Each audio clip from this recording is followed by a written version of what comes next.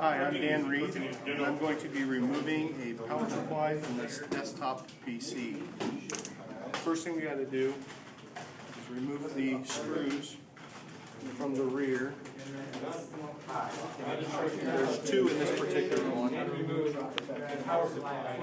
Power supplies are fairly easy to identify inside the desktop. It's the metal box that has all the wires coming out of it.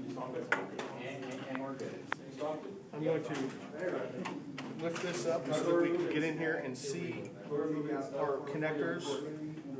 We have a clip here that you push down and it allows the power supply to slide out. So first I'll remove our P1 20-pin connector. And this particular motherboard has a P2 4-pin connector. Right there. We have unhooked the power supply from the motherboard itself. Hold down in your, because if you so next, I will remove the Molex connectors from the CD-ROM drive, it gets hot over years, the hard drive, from all the power going through, and then the small connector here. And I'm actually going to remove the ribbon from the hard drive so that we can get to it, because this particular computer, all the wires are very tight, so it's hard to work around in it.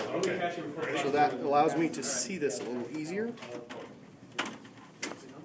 And there is our P7 connector, and there's our power supply.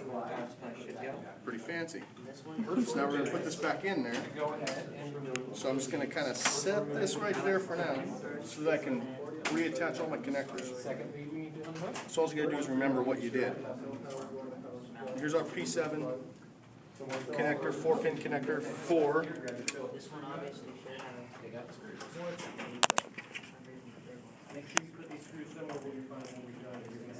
Our flop drive. Come on. This one is a 3-pin auxiliary. This one provides extra power. Now don't forget to rehook up the ribbon for your hard drive. Take it off, you got to put it back. This one provides power to your motherboard. Hook the power back up. Hard drive. Hook the power back up on our CD-ROM.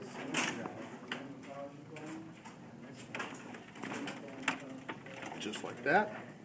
Now we'll go ahead and hook up our P1 20-pin connector back to the motherboard. And our P2 4-pin on this particular motherboard.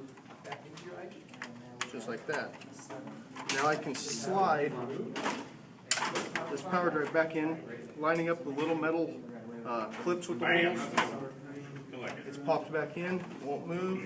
Don't forget to put everything back down where it goes for your CPU heatsink. And then reattach the screws.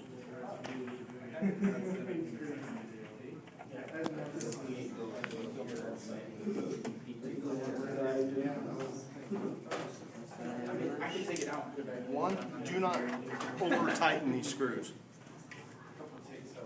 Whatever you do, easy to strip out.